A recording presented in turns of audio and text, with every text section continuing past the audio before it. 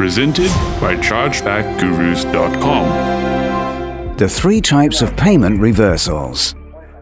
Every merchant knows how their transaction process is supposed to work. The customer gives you money, and you give them your goods or services in return.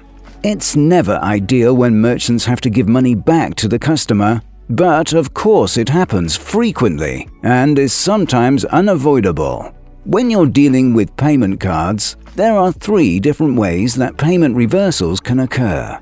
Each happens for different reasons, with their own special implications for the merchant.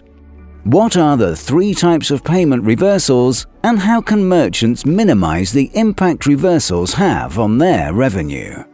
Payment reversals are not all created alike. Some have minimal impact on the merchant's bottom line, and others can be quite costly. A payment reversal isn't always a bad thing. When done early enough, a payment reversal can be minimally costly to the merchant, make the customer happy, and more likely to come back for repeat business, and eliminate the chance of receiving a more expensive and damaging form of reversal later on.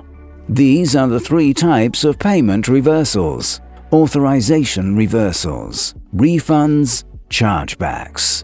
Good policies, processes, and customer service can help you avoid all 3 types, but of course the ones you really want to avoid are chargebacks. They're the most costly by far, and they can harm your business in other ways as well. By applying authorization reversals or refunds at the right time, you can avoid chargebacks and minimize the problems to your revenue and reputation that payment disputes can cause. But first, it's important to understand how these reversals differ. What are authorized reversals? An authorized reversal is a payment reversal that can be performed immediately after a transaction, before settlement occurs, and money has been withdrawn from the customer's account. Essentially, it's an electronic communication to the issuing bank, sent through your payment processing system, which instructs them to back out of a transaction that was just authorized. If a customer makes a purchase and changes their mind a short while later because they want to return the item or use a different payment method, you may be able to process an authorization reversal instead of a refund. This is preferable because you won't have to pay interchange fees the way you would if you proceed a credit to refund a fully settled transaction. If you have the option to provide an authorization reversal, it's always the cheapest, fastest, and best option for giving the customer their money back. What are refunds? It's often the case that authorization is not an option because the customer decided to make a return or raise an issue after the transaction has been settled. In situations like these, you can provide a refund, which is processed as a new and separate transaction that takes funds from the merchant account and credits it back to the customer's payment card. Refunds have to go through the same settlement and clearing process as other transactions, which means the customer doesn't always get their money back instantly. The merchant is also obligated to pay interchange fees on every credit transaction, the same as they would if they were processing a regular charge. However, when a customer is unhappy, a refund is often the best way and sometimes only way to resolve the situation to their satisfaction. For this reason, it's always a good idea to have a generous return and refund policy and to offer attentive and compassionate customer service when a customer comes to you with a problem. If you provide a refund and give them your money back, you can usually salvage the relationship with that customer. The alternative, if you rebuff them, is that they might contact their bank, claim that you refused to resolve a legitimate complaint, and convince the bank to grant them a chargeback.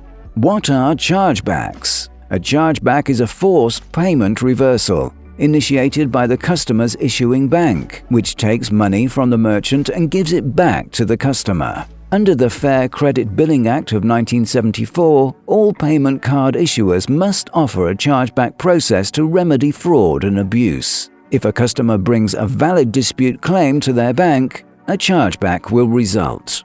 Chargebacks are more costly than refunds. They carry additional fees that the merchant must pay. That's not the worst thing about them though. The real danger with chargebacks is that they can cause you to lose your merchant account.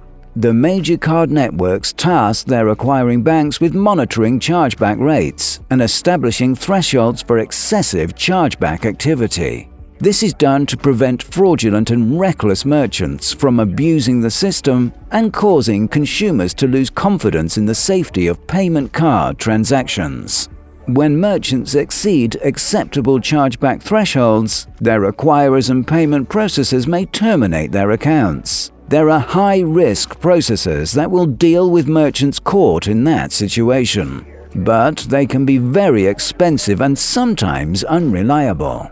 Merchants can avoid chargebacks by taking the opportunity to provide authorization reversals and refunds whenever required. But this only works when the customer notifies you of a problem. Other chargebacks may occur because the customer doesn't recognize a charge on their bank statement. Clear merchant descriptors with your phone number and website URL included can help avoid this. Some chargebacks are the result of fraud and can be prevented with AVS and CVV matching and anti-fraud tools like 3D Secure. When customers make false claims and obtain chargebacks that do not have a legitimate basis, this is called friendly fraud. With the right evidence that disproves these claims, merchants can fight these chargebacks and win back their revenue. Conclusion: there are situations in which each of these different payment reversal types will be required, but merchants should do everything in their power to avoid chargebacks. Authorization reversals and refunds may cost you some revenue, but they can't threaten your very ability to process payment card transactions the way chargebacks can.